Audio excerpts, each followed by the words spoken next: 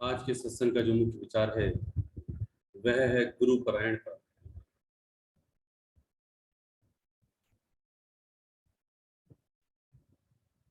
ये विषय जो भी धर्म मार्ग पर चलना चाहते हैं उनके लिए बड़ा ही महत्वपूर्ण है। शास्त्र में जहाँ महापुराण है उसमें एक लाइन आती है जो श्लोक के माध्यम से हम सभी का मार्गदर्शन कर रही है। धर्मस्य तत्वं निहितं गुहायां महाजनो येन गता सपंथा। धर्मस्य तत्वं निहितं गुहायां, जो धर्म का सही तत्व है निहितम गुहायां, वो बड़ा गहरा गहन है और इतना सूक्ष्म है, इतना बारीक है, जिसको समझ पाना कोई आसान नहीं है। हम धर्मशास्त्र के लिए, आध्यात्म विद्या के लिए बहुत हल्के रूप में लेते हैं और ऐसे ही उसको सुनते हैं या पढ़ते हैं और जीवन में जो संसारी मार्ग है उसको तो हम बड़े ध्यान से व्यतीत करते हैं, लेकिन जो आध्यात्मिक मार्ग है उस पर हमारा इतना ध्यान नहीं होता। इसलिए कहते हैं धर्मस्य तत्वं निहितं गुहायां, जो धर्म का सही मायने में तत्व है वो बड़ा गहरा है, बारीक और बड़ा सूक्ष्म है। तो क्या करना चाहिए? तो कहते हैं महाजनो येन गता सपंथा। तो इसमें जो महाजन अर्थात जो महान आत्माएं या जो सत्पुरुष हुए, जो गुरु पीर अवतार और पैगंबर हुए, वो कहते हैं येन गता सपंथा, जो जिस रास्ते से गए उन्हीं के रास्ते से हम सभी को चलना चाहिए। उन्होंने जो मार्गदर्शन बताया और जैसा कहा, यदि हम उनके पदचिन्हों पर चलते रहें तो ये रास्ता हमारे लिए सरल और सुगम हो जाए। इसलिए हमें गुरु सही मायने में बनाना चाहिए।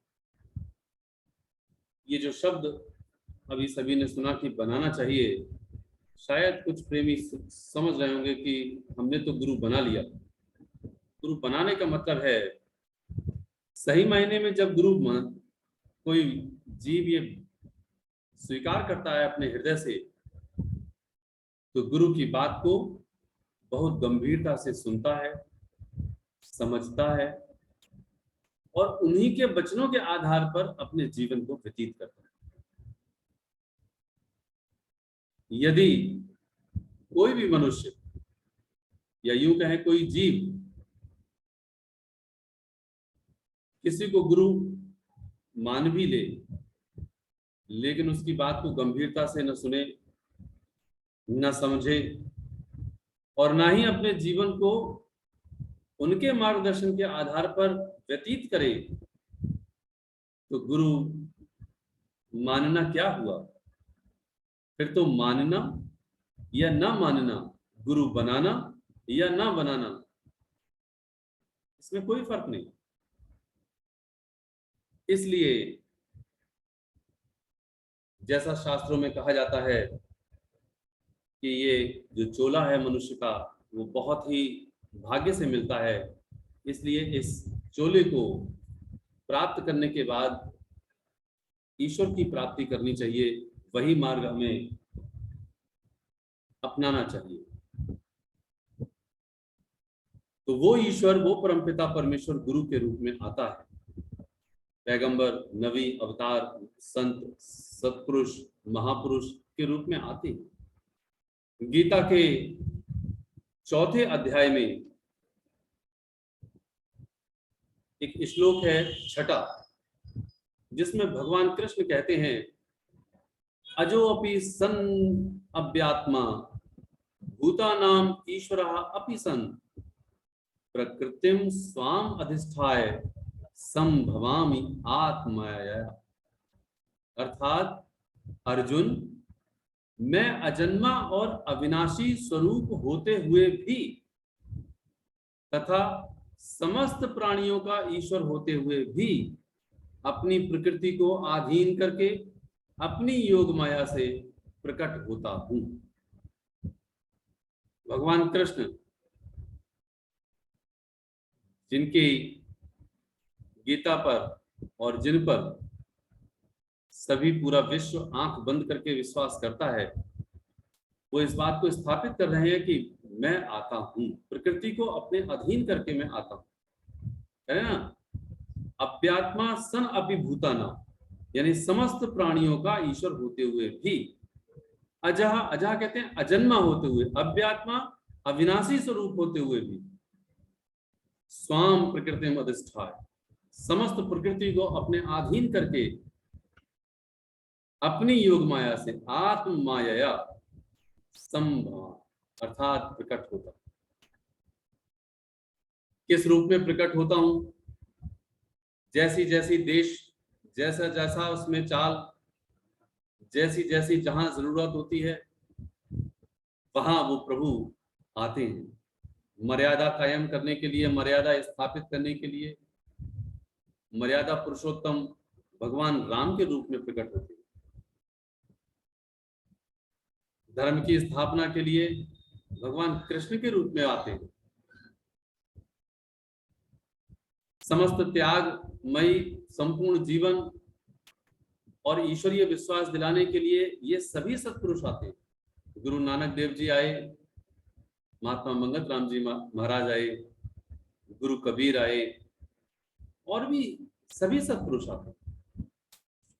इसीलिए वो कह रहे हैं कि मैं अविनाशी होते हुए भी अपनी योग माया से प्रकृति को अधीन करके प्रकट होता हूं। और ये बताया कि जब मैं प्रकट होता हूं तो करता क्या हूं, ये भी बताया कि यदा यदा हि धर्मस्य ग्लानिर्भवति भारतः अभ्युत्थानम अधर्मस्य तदात्मानं सृजामि। कैसे आता हूं? जब अधर्म की बढ़ोतरी हो जाती है, धर्म नष्ट हो जाता है, तब तब मैं अपने रूप को रचता हूं और लोगों के सम्मुख आता हूं। सृजामि हम, ये शब्द है सृजाम, सृजाम कहते हैं लोगों के सम्मुख आता हूं। सम्मुख आकर के देखो, महाराज जी सम्मुख आए, ईश्वर प्रकट, देखो कैसे प्रकट, एक उदाहरण देखो सामने आ रहा है। महाराज जी सभी के सम्मुख बैठे हुए हैं और भक्त प्रहलाद की घटना सभी के सामने आ रही है। सभी लोग कह रहे हैं, जो भी उनके साथी थे, नहीं नहीं, जो पहले होता कुछ और होता है, लिख बाद में कुछ और देते थे, लिख देते हैं बाद में कुछ और। ऐसा हो ही नहीं सकता कि गर्म खंबे के लौह से अगर कोई चिपके या फिर पहाड़ों से गिराया जाए या तलवार से काटा जाए तो कोई मरेगा नहीं या कुछ होगा नहीं। अब वो बहस ज्यादा जब चली तो महाराज जी ने कहा, प्रेमी, सत्पुरुषों पर यकीन करना चाहिए, उनके दृष्टांतों पर, उनकी रहनी और उनकी करनी पर यकीन करना चाहिए। लेकिन उनकी बात किसी ने नहीं सुनी। जब नहीं सुनी किसी ने, तो एक पास में तंदूर जल रहा था, सर्दियों का मौसम था। अब कहने लगे सब, देखो ये तंदूर है, अगर कोई इसमें कोई आग में अगर हाथ डाले, पैर डाले तो क्या कोई जलेगा नहीं क्या? खैर ये घटना चल रही थी, महाराज जी ने देखा कि तंदूर जल रहा है।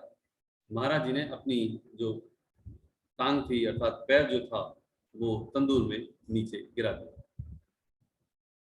जैसे ही तंदूर में महाराज जी ने पैर गिराया, सभी लोग पहले तो समझ ही नहीं पाए, लेकिन बाद में देखा कि महाराज जी का पैर तंदूर में। सब दौड़े जो आसपास में थे, वो अपनी जगह से उठे और उन्होंने महाराज जी का पैर एकदम बाहर निकाल लिया।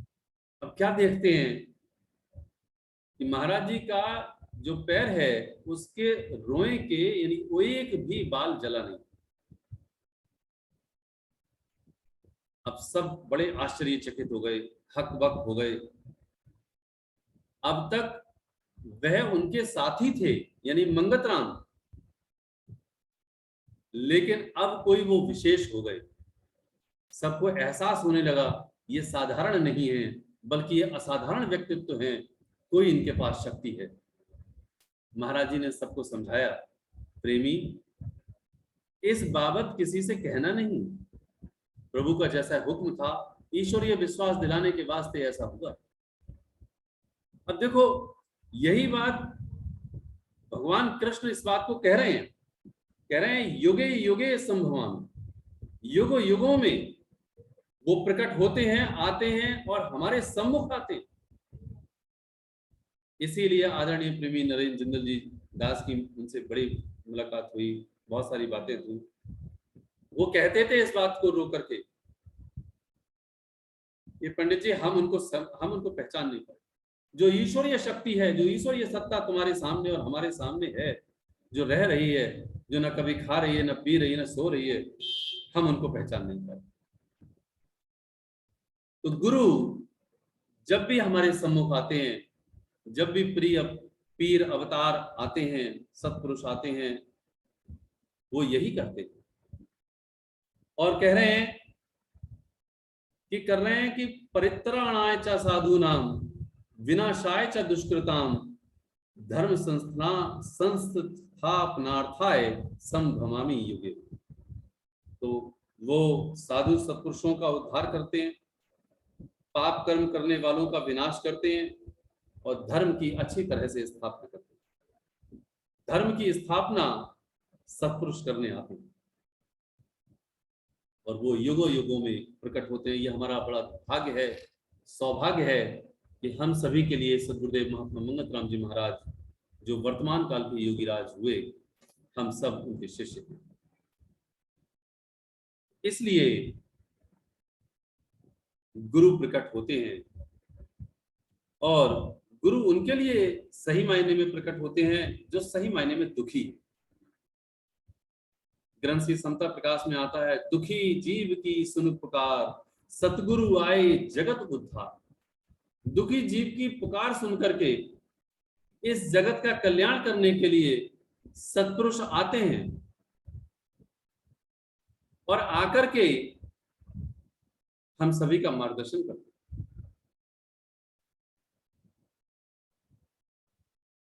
जैसा कि आज का विषय है गुरु परायणता, मतलब क्या कि हम गुरु के परायण कैसे हैं या गुरु परायणता क्या है। अगर इसका सही शब्दों में और सूक्ष्म रूप से समझा जाए तो एक ही बात है, गुरु के निर्णय के अनुसार सोचना और उसके अनुसार सतमार्ग पर चलना ही गुरु परायणता है। फिर सुने, गुरु निर्णय के अनुसार सोचना और उसके अनुसार सतमार्ग पर चलना ही गुरु परायणता है, क्योंकि गुरु कहीं और नहीं है। जैसे वाणी महाराज, सतगुरु तो अंतर में पल पल करे पुकार, तू आज्ञाकारी होए के खटका पाठ उतार। वो बार बार पुकार कर रहे हैं, बार बार बुला रहे हैं, समझा रहे हैं, तू आज्ञा मान, तू आज्ञाकारी बन और अपने ही घटका अर्थात अपने ही हृदय का जो दरवाजा है उसे खोल दे और ईश्वर के दर्शन तू कर ले, अपने निज स्वरूप में, निज धाम में तू पहुंच जा।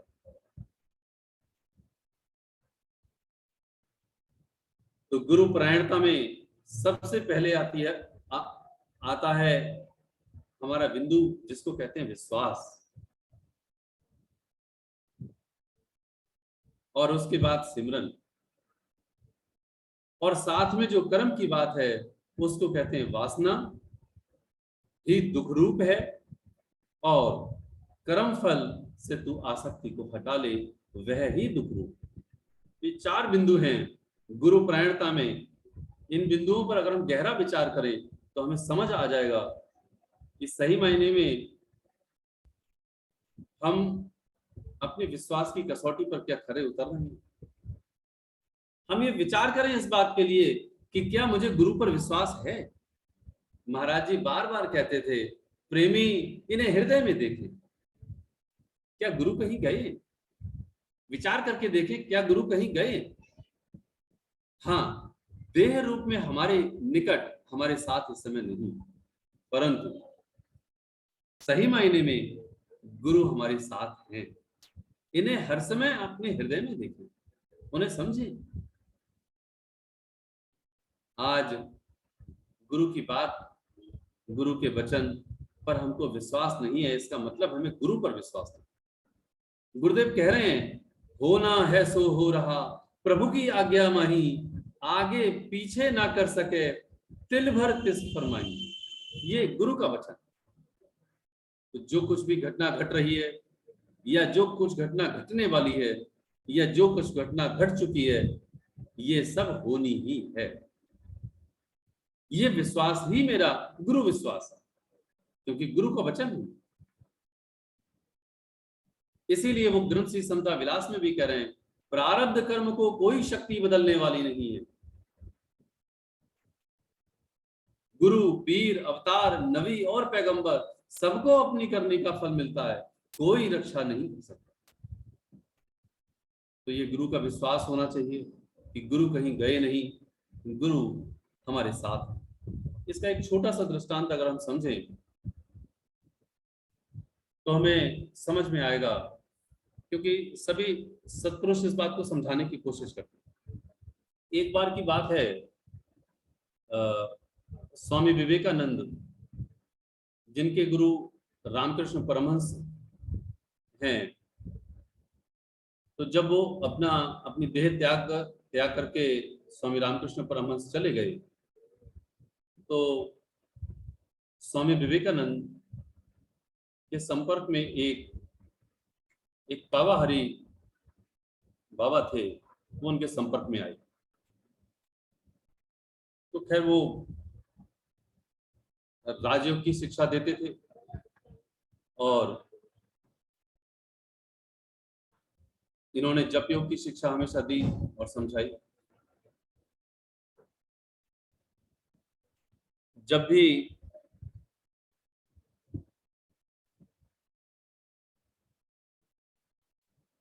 किसी गुरु से संपर्क होता है, या यूं कहें जब उन्हें ये पता चला कि ये गुरु के ईश्वर के दर्शन करा सकते हैं, तो स्वामी विवेकानंद बड़ी तीव्र बुद्धि के थे। तो उन्होंने सोचा कि क्यों ना हम बाबा हरि बाबा से गुरु दीक्षा ले लें और ईश्वर के दर्शन अति शीघ्र प्राप्त करें, या उस अवस्था को, समाधि और सहज अवस्था को प्राप्त करें। खैर कोई बात नहीं। और वो बाबा हरि बाबा से अगले दिन को सुबह चलने लगे, तैयार हो गए। जैसे ही तैयार होकर के चले, वैसे ही रामकृष्ण परमहंस उनके सामने आके खड़े हो गए। अब वो आश्चर्यचकित हो गए। रामकृष्ण परमहंस इतनी दूरी पे थे, जैसे रूम, जैसे कमरा होता है, कमरे के सामने वो खड़े हुए हैं, और कमरे के अंदर नरेंद्र खड़े हुए।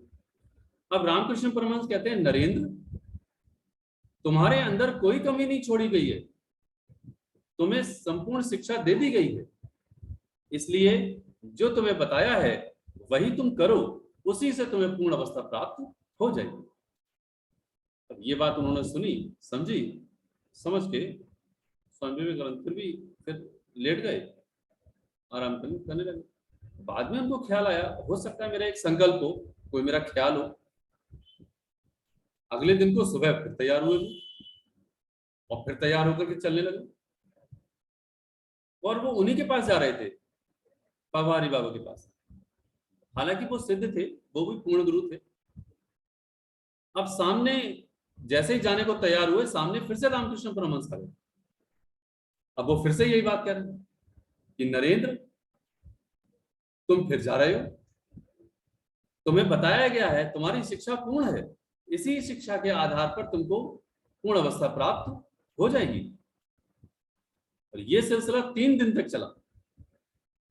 तब जाकर के उनको ये एहसास हुआ कि ये मेरा कोई संकल्प नहीं है, और ये मेरा कोई सपना नहीं है, बल्कि सही मायने में ये साक्षात गुरु का दर्शन है, गुरु का सीधा मार्गदर्शन है, गुरु देह नहीं है, बल्कि सही मायने में गुरु दर्शन जब हो तो ये मानना चाहिए कि ये मेरा सच्चा सच्चा सपना है, सच्चा संकल्प है। तो तब जाकर के नरेंद्र को चैन आया, उनको समझ आ गई बात कि हाँ, सही मायने में मेरी शिक्षा पूर्ण। सदगुरुदेव महात्मा मंगत राम जी महाराज के भी ऐसे उदाहरण हैं, प्रेमी बताते हैं, मुझे मालूम है, मेरा व्यक्तिगत भी अनुभव है। गुरु साक्षात मार्गदर्शन करता है यदि सही मायने में गुरु पर पूरा विश्वास हो तब, लेकिन विश्वास नहीं है तो मार्गदर्शन नहीं हो सकता। इसीलिए ये बात आती है कि यदि गुरु नहीं भी है देह रूप में, तब भी मेरा मार्गदर्शन गुरु साक्षात रूप में आकर के करते हैं। ये बात बिल्कुल सच है। तो हमें सभी को गुरु पर विश्वास होना चाहिए। और दूसरी बात है कि मैं जो भी कर्म कर रहा हूं, मैं अपने कर्तव्य कर्म को करूं, लेकिन कर्म फल की कभी भी आशा नहीं रखूं। कर्म फल ही मेरा दुखदाई है। कर्म करने में मेरा अधिकार है, कर्म फल में मेरा अधिकार कभी भी नहीं। तो गुरु बताते हैं, गुरु परायणता बताती है इस बात के लिए कि तेरा हर कर्म अपने कर्तव्य के आधार पर होना चाहिए, लेकिन कर्मफल के अधीन, कर्मफल में तेरी आशा कभी नहीं होनी चाहिए। यह गुरु का मार्गदर्शन है, यही गुरु की परायणता है। यह गुरु परायणता है कि जो मैं कर्म कर रहा हूं वो कर्तव्य के आधार पर करूं, और उसका जो फल है वो गुरु के अधीन है, ईश्वर के अधीन है, मेरे अधीन नहीं है।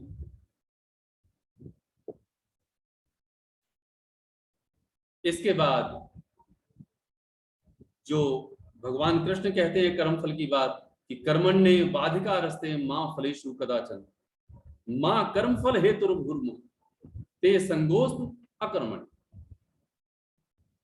मतलब भी यही है कि जो कर्म करना है वो मेरा अधिकार है, लेकिन जो फल है वो ईश्वर के हाथ में है, मेरे हाथ में नहीं। लेकिन इसके आगे जब गुरु बताते हैं तो वो कहते हैं तेरी जो हर इच्छा है, तेरी जो वासना है, वह भी दुख का रूप है। तो तू अपनी ही इच्छा को कम करने की कोशिश करता है, सादगी में आता है, इच्छाओं को कम करते करते तुझे ये समझ में आ जाता है कि मेरा जीवन कितना सरल और सादगी में अर्थात चैन में व्यतीत हो जाए। इसीलिए वो जब वासना को कम करता है तब वह दूसरे की सुख को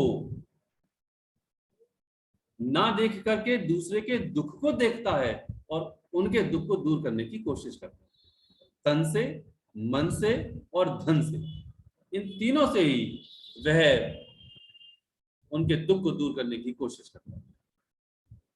ये गुरु परायणता। इसीलिए जब ये चारों बिंदु, 3 बिंदु जब ये उसको समझ आते हैं तो धीरे धीरे उसको ये समझ आता है कि मुझे अब अंदर का रास्ता तय करना है, अर्थात सिमरन करना है। तब गुरु की उस रहनी को वो देखता है कि गुरु का संपूर्ण जीवन सिमरन में व्यतीत हुआ।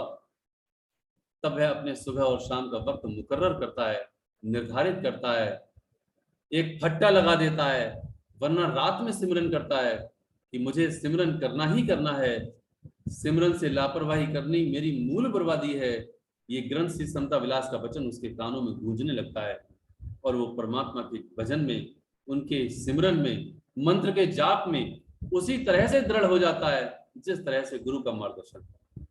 पहले धीरे धीरे कम करता है सिमरन, अपनी आदत बनाता है, लेकिन उसके बाद उम्र के मुताबिक वह सिमरन पक्का कर लेता है। गुरु का मार्गदर्शन है 15 साल से 30 वर्ष तक की उम्र तक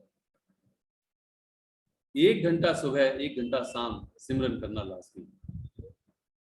30 से 40 वर्ष तक 1.5 घंटा सुबह 1.5 घंटा शाम सिमरन करना लाजमी, कंपलसरी, कोई ऑप्शन नहीं। और 40 से 60 वर्ष तक 2 घंटा सुबह और 2 घंटा शाम को सिमरन करना जरूरी है। और 60 वर्ष के पश्चात अधिक से अधिक समय सिमरन में बिताना चाहिए, ऐसा मार्गदर्शन गुरु कर रहे हैं। ये बात मुझको समझ में आने लगती है और मैं सिमरन में आरूढ़ हो जाता हूँ। सही मायने में जब वह सिमरन में आरूढ़ हो जाता है और वहां पर समर्पण उसका होता है, यह है उसकी सच्ची गुरु परायणता। तब जाकर के उसको समझ में आता है कि हाँ, मैं गुरु के वचनों के अनुसार सुन रहा हूं, उनके वचनों के आधार पर उनको मान रहा हूं और चलने की पूरी कोशिश कर रहा हूं। यहां पर एक बात बताना बहुत ज्यादा जरूरी है कि हो सकता है कि इस समय जो प्रेमी सुन रहे हों, उनका जो सही मायने में विश्वास है वो हो सकता है किसी दूसरे गुरु पर भी हो, लेकिन बहुत से प्रेमी ऐसे भी हैं जिनका सद्गुरुदेव महात्मा मंगत राम जी महाराज पर पूर्ण विश्वास है। लेकिन यह बताना बेहद आवश्यक है कि जब भी किसी गुरु को हम अपने हृदय से स्वीकार करें तो वह गुरु पूर्ण होना चाहिए। पूर्ण गुरु ही मुझे पूर्ण स्थिति तक पहुंचा सकता है। अपूर्ण गुरु कभी भी पूर्ण स्थिति तक नहीं पहुंचा सकता। जो पूर्ण गुरु हुए उनकी पहचान केवल एक है और वो पहचान है सर्व त्यागी है, सब कुछ त्याग है। ये साधारण बात नहीं है, बल्कि ये बहुत महत्वपूर्ण बात है कि वे गुरु सब कुछ त्यागमयी होते हैं, त्याग उनका पूर्ण हो जाता है। ऐसे में हम गुरु को सबकी बात सुनते हैं, लेकिन गुरु को अपने हृदय में एक को स्वीकार करते हैं। इसका एक छोटा सा उदाहरण जैसे हम समझें कि एक गाय का बछड़ा अपने मां को जब ढूंढता है तो चरवाहे इतनी गायों को पालते हैं कि वहां भीड़ की भीड़ और हुजूम का हुजूम होता है, परंतु वह बछड़ा अपनी गाय तक पहुंच ही जाता। या अगर हम दूसरी बात कहें कि एक गाय माता या यूं कहें गौ, एक गाय अपने बछड़े तक पहुंच ही जाती है जिस बछड़े को वो जन्म देती है। ये मातृशक्ति को प्रणाम है। बहुत मातृशक्ति इस समय सुन रही है माताएं। एक बालक का स्पर्श एक मातृत्व के लिए बता देता है कि ये मेरा लाल है, ये मेरा बच्चा है। हजारों हाथ अगर उसके ऊपर आकर के टिके, लेकिन वो अपने लाल को पहचान भी लेते हैं। ये बिल्कुल पक्की बात। इसलिए हमारे गुरु हमारे हर पल साथ हैं। हम हर पल गुरु के साथ हमको होना चाहिए, तभी जाकर के हमारी बात बनती है और गुरु परायणता होती। ऐसी गुरु परायणता केवल अर्जुन, मतलब बहुत संत हुए, बहुत शिष्य भी ऐसे हुए, लेकिन ऐसी गुरु परायणता का उदाहरण जो अर्जुन का है, उनकी एक अंतिम लाइन सुने और अपनी वाणी को दास विराम देगा, जिससे कि समझ में आए कि हम बहुत सारे प्रश्नों को करते हैं, बहुत सारे उत्तरों को सुनते हैं और सुन सुन करके हम थक भी गए हैं।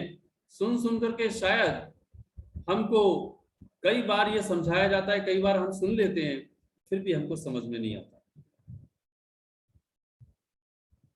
आइए सुने, जब एक भगवान कृष्ण के शिष्य अर्जुन यानी उनके ही सखा, उन्होंने इतने प्रश्न पूछे, 18 अध्याय हो गए, बहुत सारे प्रश्न पूछे। तो जब वो पूर्ण शरणागत थे तो उन्होंने सबसे बाद में क्या कहा वो भी सुने कि जब पूर्ण स्थिति आती है, जब सारे संशय नष्ट होते हैं। ये 18वें अध्याय का 73वां श्लोक है, 73। उसमें भगवान कृष्ण से अर्जुन क्या कहते हैं? कहते हैं, नष्टो मोहा स्मृतिर्लब्धा तत्व प्रसादात मया अच्युत स्थिति अस्मि गत संदेहा करश्ये वचनम तब।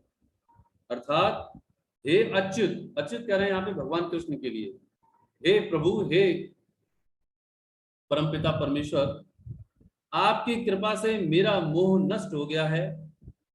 तत्व प्रसादात मम मोहा नष्टा। मम मोहा नष्टा का मतलब है मेरा मोह, मेरा जो भ्रम है, मेरे जितने संदेह हैं वो खत्म हो गए, मिट गए। तत्व प्रसादात मम मोहा नष्टा, यानी मेरा मोह नष्ट हो गया है और मैंने स्मृति प्राप्त कर ली है। स्मृति कह रहे हैं यहाँ पर, मैंने वास्तविक स्थिति को प्राप्त कर लिया है, यानी मेरा जो अंदर ध्यान है वो स्थित हो गया है। कह रहे हैं गत संदेहा, यानी संशय रहित होकर के मैं अपने अंदर स्थित हो गया हूँ। स्थितिम अस्मि, स्थित हो गया। और कह रहे हैं आपको, आपकी आज्ञा का अब मैं पालन करूंगा। तब वचनम करश्ये, कितनी सिंपल सी बात कही कि अब मुझे पूरी तरह से भरोसा हो गया है, पूरी तरह से यकीन हो गया है, मेरे सारे संदेह मिट गए हैं। मैं अपने संदेहों को नष्ट करने के पश्चात अब मैं तुम्हारी ही बात मानूंगा। अब मेरी ऐसी स्थिति आ गई है। हमने महाराज जी के कितने प्रश्न पढ़े हैं, सुने हैं, समझे हैं, लेकिन आज भी हमारे संशय खत्म नहीं हुए। आज भी हम ये नहीं कहते कि हाँ हे प्रभु जैसा तुम कहोगे हम वैसा चले। तो गुरु प्रायणता का सही वास्तविक अर्थ समझे, सुने और अपने जीवन में अमल करें, जिससे कि हम सभी का कल्याण हो सके, हम सभी परम स्थिति को प्राप्त कर सकें। ओम ब्रह्म सत्यम सर्वदा।